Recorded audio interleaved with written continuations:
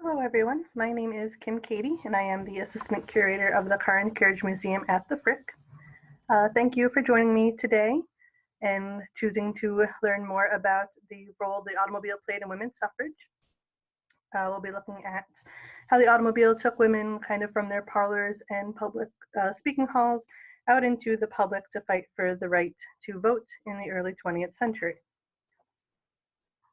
So as we celebrate the 100th anniversary of the 19th Amendment this year, granting women the right to vote, it's important to reflect on societal changes that led to the passage of women's suffrage.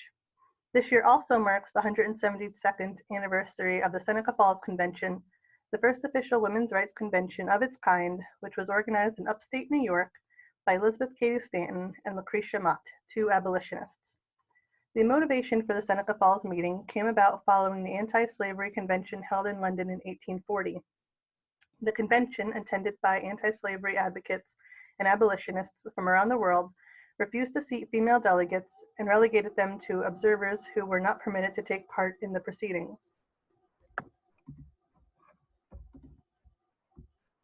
The two-day convention at Seneca Falls resulted in the Declaration of Sentiments, a document which addressed women's desire for equal access to education and property rights, clothing and workplace reforms, as well as access to the ballot box. Ultimately, those in attendance sought women's independence and equality. The most controversial resolution, and the one that did not pass unanimously, was that of suffrage. It was former slave, abolitionist, and statesman Frederick Douglass who encouraged Elizabeth Cady Stanton to include suffrage on the docket.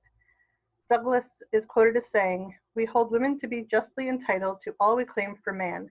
We go farther and express our conviction that all political rights, which it is expedient for man to exercise, is equally so for women." Following Seneca Falls, annual suffrage conventions were held nationwide until the start of the Civil War. Speaking on suffrage was suspended during the war in order to assist with the war effort. Once the Civil War ended, and as legislation was being drafted regarding the newly freed slaves' eligibility in the electorate, the women's movement saw an opportunity to revive their efforts. Unfortunately, the leaders of the movement differed both on method and who should be provided with the vote. The National Women's Suffrage Association, led by Susan B. Anthony and Elizabeth Cady Stanton, opposed the 14th Amendment, which distinguished male as a voter, and believed that enfranchisement should be given to white women before African American men. They also believed that a drive for a constitutional amendment was the only way to guarantee equality. The American Women's Suffrage Association, led by Lucy Stone and Julia Ward Howe, continued to fight for the rights of African Americans while fighting for the rights of women. The AWSA believed that suffrage was a states' rights issue and therefore petitioned state and local governments for suffrage platforms. Although the AWSA supported equal rights for all, like the NWSA, they were still fearful about including women of color in their organizations. They thought by doing so they would lose Southern support. African American activists such as Mary Church Terrell, Ida B. Wells, and Daisy Lampkin founded colored women's organizations to seek voting rights and social reforms for men and women of color. In addition, Sojourner Truth, an advocate for African American rights, actually addresses a group of feminists at the 1851 Women's Rights Convention in Akron, Ohio. And we have here a reading by Kerry Washington, reads Sojourner Truth's speech at that convention for Voices of a People's History of the United States. So we will take a listen to that here. Here, the Black abolitionist Sojourner Truth, who was herself freed from slavery in 1827, speaks to a gathering of feminists in Akron, Ohio in 1851. Well, children, where there is so much racket, there must be something out of kilter. I think that twixt the Negroes of the South and the women at the North, all talking about rights, the white man will be in a fix pretty soon. But what's all this here talking about? That man over there says that women need to be helped into carriages, lifted over ditches, and to have the best place everywhere. Nobody ever helps me into carriages, or over mud puddles, or gives me any best place. And ain't I a woman? Look at me. Look at my arm. I have plowed and planted and gathered into barns, and no man could head me. And ain't I a woman? I could work as much and eat as much as a man when I could get it, and bear the lash as well. And ain't I a woman? I have borne 13 children and seen most all sold off to slavery. And when I cried out with my mother's grief, none but Jesus heard me. And ain't I a woman? Then they talk about this thing in the head. What's this they call it? Intellect. That's right, honey. But what's that got to do with women's rights or Negroes' rights? If my cup won't hold but a pint and yours holds a quart, wouldn't you be mean not to let me have my little half measure full? Then that little man there in the black, he says women can't have much rights as men because Christ wasn't a woman. Well, where did your Christ come from? Where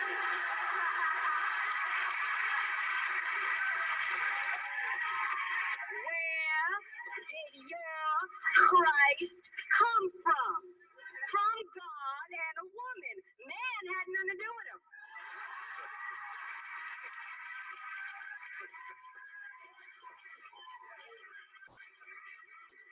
If the first woman God ever made was strong enough to turn the world upside down all alone, these women together ought to be able to turn it back and get it right side up again.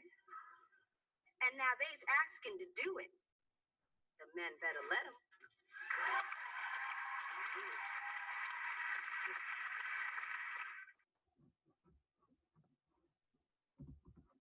So even with the impassioned speeches of Sojourner Truth and the annual conventions, the progress of suffrage was slow-moving. By 1896, almost 50 years since the Seneca Falls Convention, only Wyoming, Utah, Colorado, and Idaho had granted women full voting rights. Finding their adversarial behavior to be a detriment to the cause, the NWSA and the AWSA merged in 1890, becoming the National American Women's Suffrage Association, one of the largest female organizations after the Women's Christian Temperance Union. It was at this time that the NAWSA established a single-issue platform seeking suffrage reform through states' rights campaigning. At the time of the merger, society was changing at a rapid pace. Women, not just suffragists, were beginning to question the need for separate spheres, an ideology that dictated that men and women were inherently different. Men inhabiting the public sphere of politics, economy, commerce, and law, and women the private sphere of domestic life, child-rearing, housekeeping, and religious education. At the turn of the century, the new woman emerges, and she is educated, independent, and pushes against the limits imposed on women. Today, she may be termed liberated or a feminist. She values self-fulfillment over self-sacrifice. She is athletic, possibly riding the new bicycle or driving an automobile, and she prefers comfortable clothes. She works for social reform and charitable causes, and oftentimes she works outside of the home. So fashion often provides a visual representation of these changing roles and activities of women in society. Prior to dress reform, women's outfits consisted of boned corsets and layers of petticoats, which could weigh as much as 25 pounds. An early example of clothing reform started in the 1850s with Elizabeth Miller's creation of a divided garment for the lower body, what would become known as bloomers, after a friend, Amelia Bloomer, popularized the fashion. Bloomers, essential with the new outdoor activity of cycling, provided a healthful and comfortable alternative to the heavy constricting dresses being worn at the time. Additionally, the increased popularity of the automobile necessitated the need for more rational dress. Slimmed silhouettes and raised hemlines became essential to get in and out of cars, operate gears, pedals, and clutches. As cars became more commonplace and women operators more prevalent, motoring fashions were produced to meet their needs. Dusters, long coats worn to keep dust off dresses, netting used to protect your face, hair, and expensive hats from dirt and debris. Since early automobiles were not equipped with windshields and were not enclosed, goggles were used to protect the driver's eyes. Early automobiles were not manufacturers and dealerships saw an opportunity to increase sales by marketing directly to women, the era's chief purchasing agent. With their promise of autonomy, freedom, flexibility, individualism, and self-determination, automobiles were ideal vehicles for the expression of the modern feminist. More than just practical tools, the women and their car became a public spectacle. Later, manufacturers would also see the economic benefits of aligning their products with the suffrage movement. One such marketing ploy was aimed at demonstrating the ease with which automobiles could be operated. This idea that if a woman could do it, how hard could it be? Auto manufacturer Maxwell Briscoe approached Alice Ramsey, a 21-year-old woman and an avid driver. In 1909, she was asked to travel across country to Maxwell to show men and women how easy gas-powered vehicles were to operate and demonstrate the durability and safety of the vehicle. Alice and 3 companions traveled west from New York City to San Francisco. The trip took 59 days in a Maxwell whose top speed was 30 miles per hour. The women traveled 3,800 miles, of which only 152 miles were paved. The car was driven solely by Alice, the only one of the 4 women who knew how to drive, and they relied on the Blue Book, a precursor to AAA maps, for directions. So the women were asked to travel across the country to show just how easy it was to operate an automobile. Alice, of course, had to be accompanied by family members and friends, 2 older women, and then a friend who was about 18 years old at the time. The lower left-hand picture shows another car behind them. The men in that car were Maxwell employees who would drive ahead of the women to announce their arrival into town, to drum up some publicity, as well as if the ladies needed new tires or a new part because something was broken, they would go out ahead and get those parts and bring it back to the women to repair the car. So they were responsible for any auto repairs that needed to be done during the travel. At one point, their engine overheats, and they actually emptied out their perfume bottles and went down to the creek to fill up the perfume bottles with water to cool down the engine. If the roads were impassable because of flooding or bad roads, they camped alongside the vehicles until it was safe to pass. There were men, predominantly men, who did not want these ladies traveling by car. They thought it was improper for women to be driving. So the Blue Book that I referenced was a landmark kind of map. So it would be a listing of different towns and how to get around that town based on landmarks in the town. So one reading might say to go to the Blue Barn. Once you get to the Blue Barn, go about 3 miles and take a left at the Yellow House. Go another 2 miles and you'll arrive at the store. Well, some of these men were going out and painting that Blue Barn red to confuse the women so they would miss their turn, get lost, and have to be rerouted back onto track. So it was quite burdensome, and it was quite a feat for these ladies to accomplish. So about a year later, Blanche Stewart Scott, another avid female driver and later an aviatrix, was conducted a similar trip in an overland roadster. So these women served as motoring, what I would call Joans of Arc, demonstrating not only that women could operate motor vehicles, but they could think on their feet and were self-sufficient. So all these women were out there kind of doing it for themselves, as it were, and evoking change through mobile independence and dress reform. The suffrage movement is floundering. By 1909, there were still only 4 states that granted women full voting rights. So suffrage activists used the motoring success of Ramsey and Scott, and in 1910 revived the movement through the incorporation of auto tours, parades, open-air meetings, and cross-country petitioning campaigns. Suffragists had been utilizing the coach and railroads to advance their message through speaking engagements, but the use of the automobile not only saved time, money, and energy, it provided a spectacle and a sense of excitement not found with the other modes of transportation. The open-air meetings provided these women, who until now were relegated to providing talks in their parlors or public halls, with an opportunity to address the voter, specifically men, in their environment, on the street, in the mines, at the saloons, well, outside of the saloons, on the street corners, because women were not allowed in the saloons. More than a means of transportation, the large touring cars also became literal stages and platforms from which these women could conduct open-air meetings. The meetings would often consist of a movement veteran like Anna Howard Shaw or Susan B. Anthony, a professional woman or a woman to represent the workers, and if possible, a singer to open the meetings. The car allowed them to travel to remote locations where the argument for suffrage was seldom heard. From this time forward, the movement would use the auto not only as a convenient form of transportation, but as a public platform, a literal stage, object for ritual decoration, an emblem of the cause for women's emancipation. The automobile drew attention from crowds and allowed the suffragists to get into the rural communities where the trains did not stop. In 1910, Grace Wilbur Trout of the Chicago Political Equity League organized a suffrage automobile tour that covered much of north-central Illinois, reviving the movement and marking the suffragists' first use of the automobile in campaigning efforts. Between 1912 and 1913, Iowa Suffrage League reached 10,000 people in more than 30 towns. They would arrive at a stop, play cornets to announce their arrival, and then give speeches. The car allowed these women to reach the voters who often held the greatest biases. The novelty and spectacle of the car drew in the crowds, and the articulation and passion of the women speaking on their rights held their attention. So these women would call into town. There would be notifications before they would arrive that they were coming to speak, whether it be on a local street or in a public house. They may have rented a hall, but they would announce their arrival. They would play cornets, they would play trumpets to kind of really drum up some excitement about their arrival.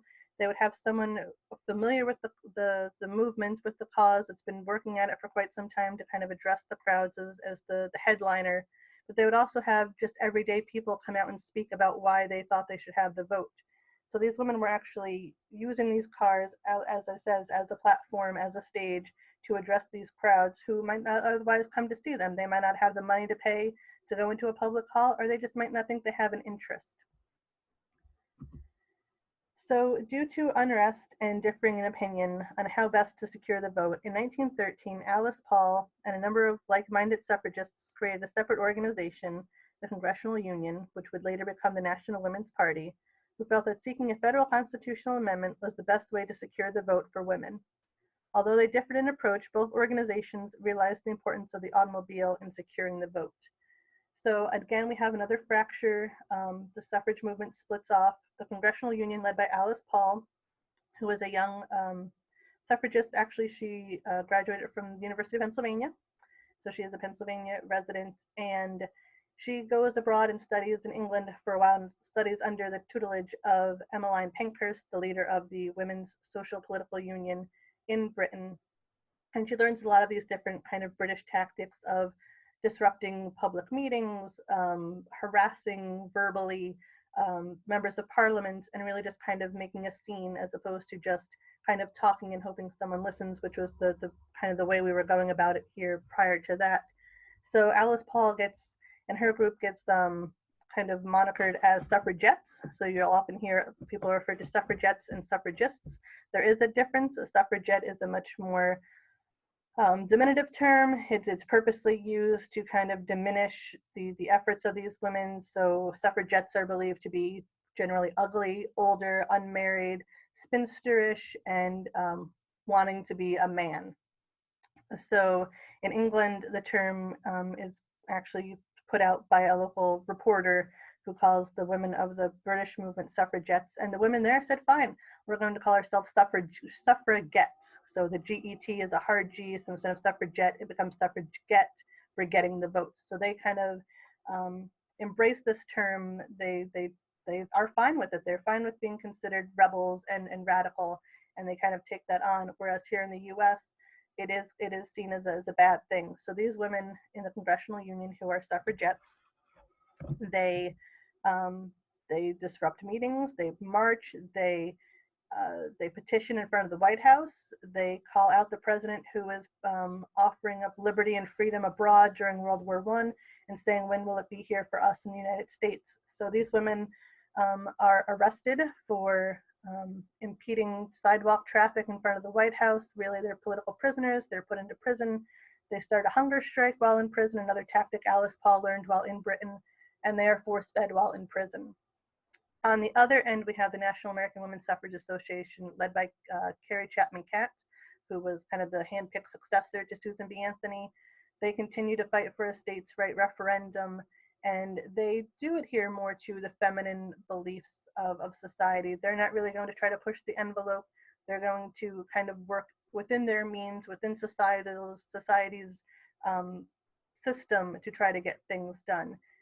During World War I, while the Silent Sentinels was what the Congressional Union women were called in front of the White House, while they were protesting, the NAWSA women chose to cease campaigning and really put forth working within the war efforts. So they put down their picket signs and they picked up their factory tools and went into the factories and did work for the war effort. So while these two organizations are kind of working with and against each other, they both realize that the automobile is going to help in both cases.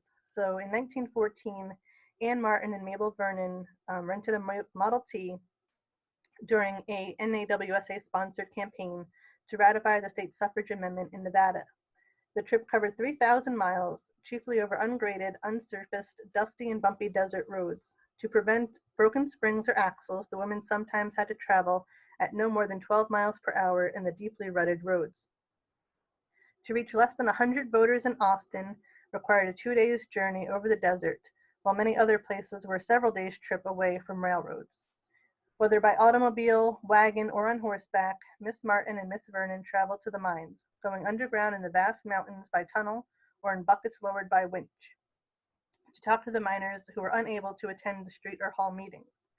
They also made house-to-house canvases of ranchers, many miles apart, and traveled 150 miles over the desert all day to speak to the camp, which was always assembled on the street in front of the largest and best-lit saloon. The amendment passed and received the largest proportional vote on record in Nevada, with favorable majorities from rural northern counties and the staunch support of the miners in the South. So at this time, roads are being kind of made into the suffrage movement. Most of this is happening out west. A lot of these automobile tours and campaigns start out west in states like California and Nevada and Colorado because cars are a necessity. So back east, the automobile really isn't used much in campaigning. It isn't used much in parades. A lot of the parades you'll see from old photographs are a lot of women marching. There's not a lot in the way of automobiles because at the time, many people in the cities had access to public transportation. They could walk where they needed to go. So if you had an automobile, you probably had lots of money to afford that automobile. And these things were still seen as kind of elitist and luxury items. And so to have automobiles in the cause at that time in the cities was kind of seen as frivolous and that people wouldn't take you seriously because you're just kind of doing this for something to do as a wealthy woman of means, of societal woman who has a lot of free time, and she's just kind of adding this on as something to do.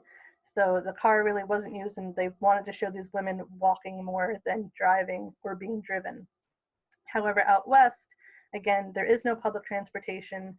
You're living many miles away from your nearest neighbor. You need that automobile for a number of things. One of the great quote I read was, I believe it was an Iowa Agricultural Bureau census member was taking the census out in Iowa, and he comes into a family and asks a young woman who lives at this rural farm. You know, he notices that her father has purchased a Model T, but they don't have any indoor plumbing.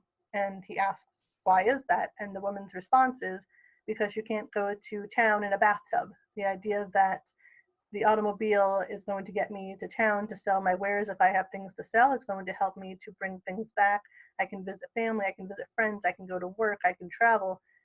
I can always use an outhouse if it comes to that. So the car really starts to become, at this point, 1912, 1913, 1914, really becomes a necessity more than just a novelty. And the women of the suffrage movement really take advantage of that. So even here in Pennsylvania in 1915, the Pennsylvania Women's Suffrage Association set out on a statewide campaign in a modified Ford truck with a 2,000-pound bronze replica Liberty Bell, which they named the Justice or Suffrage Bell.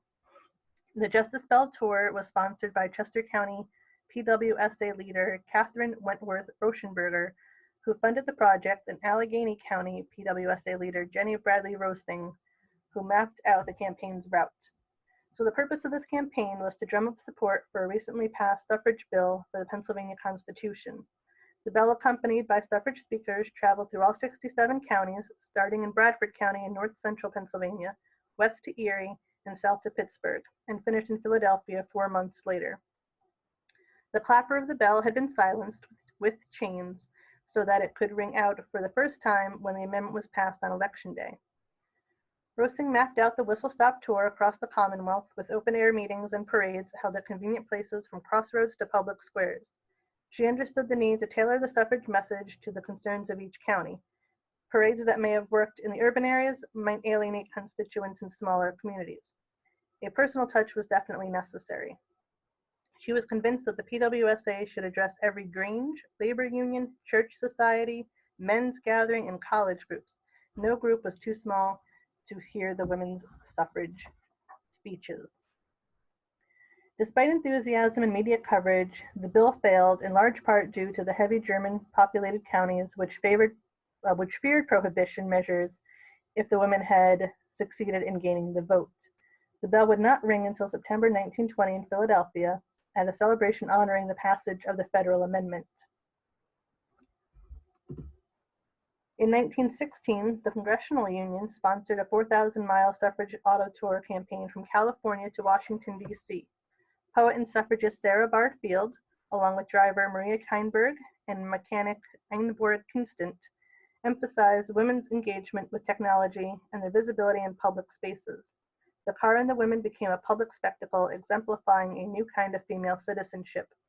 The sight of their car, with its worn banners, luggage roped onto the running boards, and covered in mud and dust, presented a new performance of independence, transcontinental solidarity, and gender equality. Their capacity to travel across the country over long stretches of rough roads and demanding conditions without the aid of men established that men and women were not made of two separate kinds of clay, as Sarah Field frequently declared to the press, implying that women should not be considered different kinds of political citizens either. One of the most publicized suffrage tours occurred in April 1916, when Nell Richardson and Alice Burke, sponsored by the NAWSA, made the transcontinental trip from New York to San Francisco to encourage support for a suffrage plank on the Democratic, Republican, and Progressive Party platforms. The car, a yellow two-seater roadster known as the Golden Flyer, was provided by the Saxon Motor Car Company. The ladies traveled more than 10,000 miles in 5 months through the Badlands of South Dakota and along the U.S.-Mexico border during the Pancho Villa raids. The women on their car, they traveled with a pistol to kill any rattlesnakes that may have come along on their journey, a shovel to dig out of the mud whenever they got stuck, a fireless cooker to cook alongside the car if they were unable to reach a town for the night, a typewriter and hand sewing machine. When interviewers puzzled about the sewing machine and typewriter, Burke would reply, "If any anti-suffragist down in Texas makes remarks about suffrage destroying women's feminine talents, it will be Miss Richardson's cue to get out the sewing machine and run off an apron while the crowd waits. If, on the other hand, he says women have no brains, she will pull out a typewriter and write him a poem."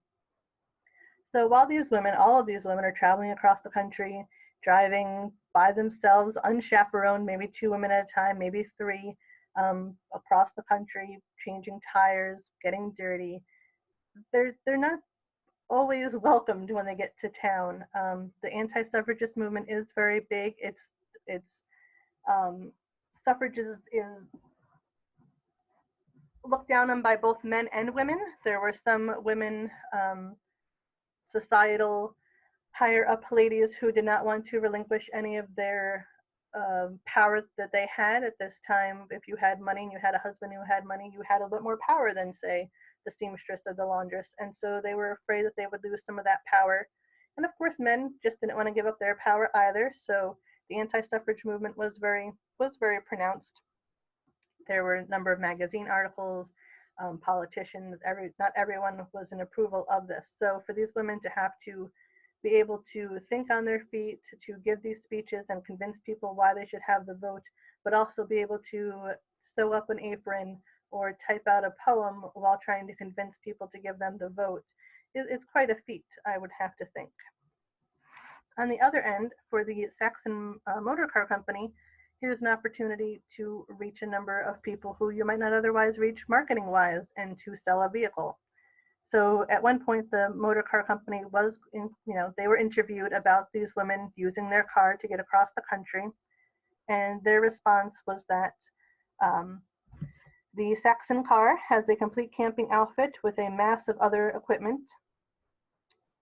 The little car carries a surprisingly large load.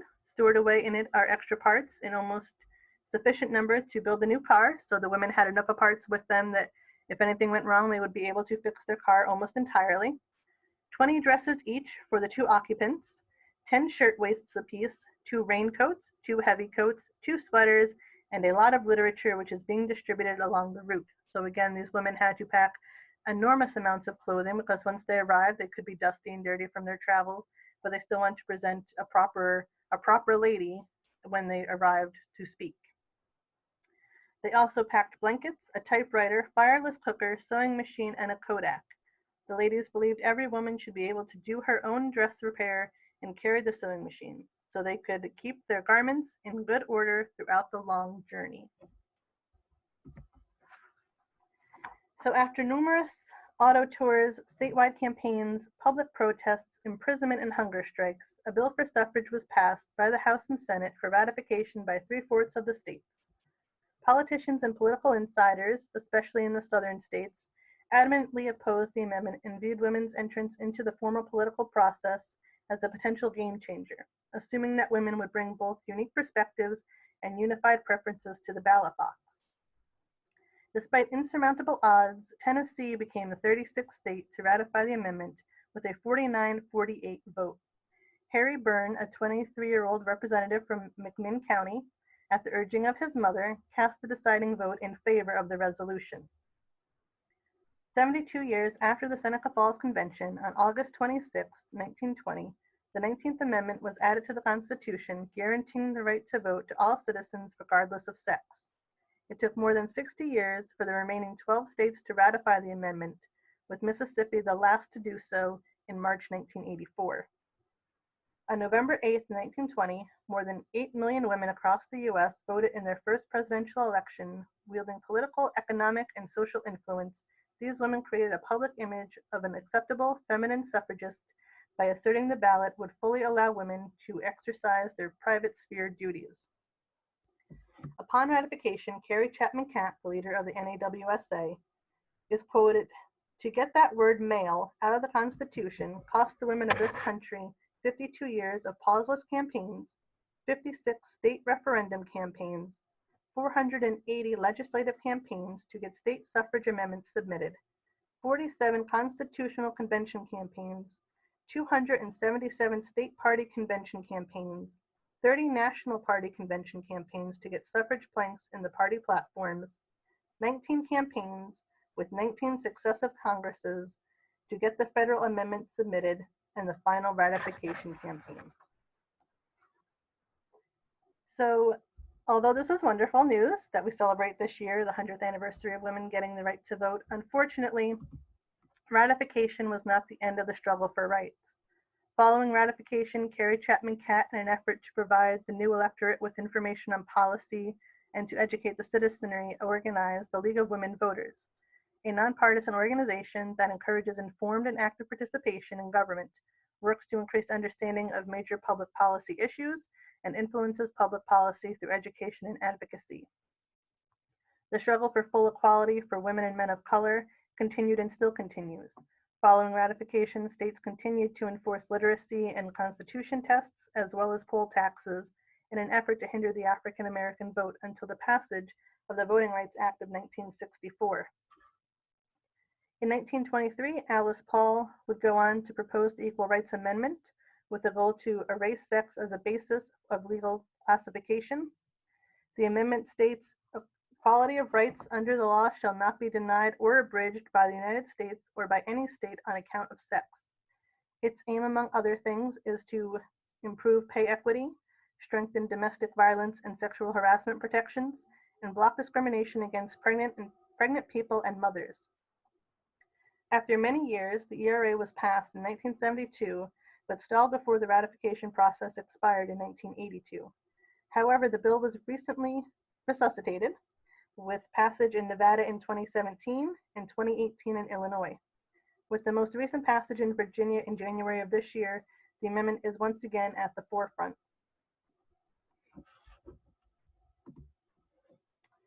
So I hope you have enjoyed our journey on the roads to suffrage. In case I missed anything, I have a fun video here that should sum up suffrage and the 19th Amendment's ratification.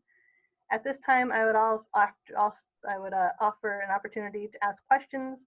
I can't really do that via a video, but in the comment section, if you do have any questions, I'll be happy to review them and get back to you. So here is this video.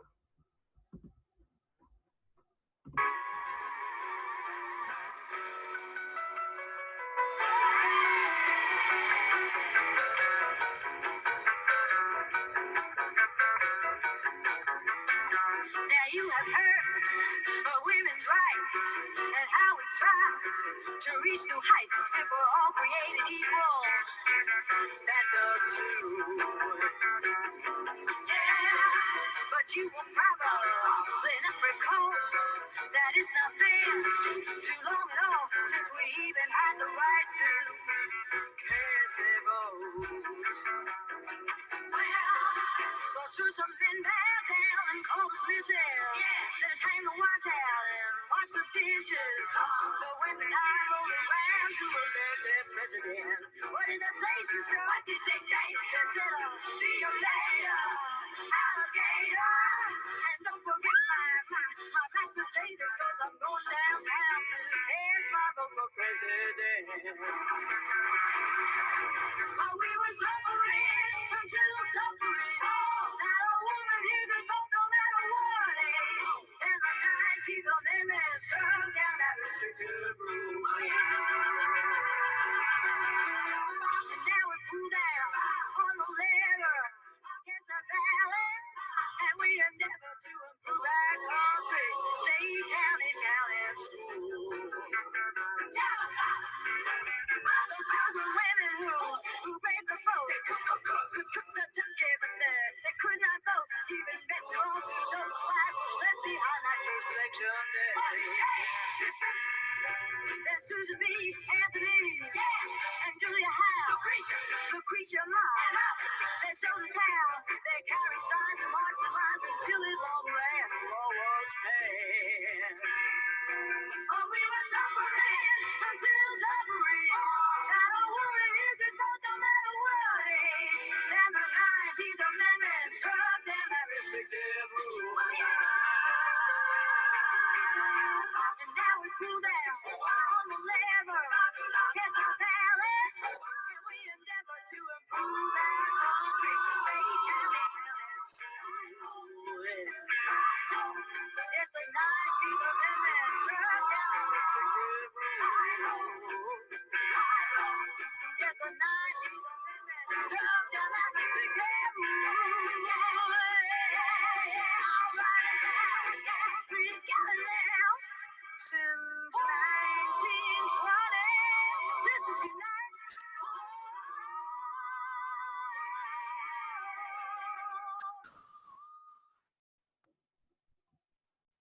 So I hope you enjoyed the video. I hope you enjoyed the talk.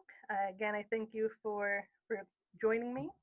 And just remember the fight and the struggle that these women went through so that we all have the opportunity to go to the polls and vote our conscience in November. So thank you again and have a great day.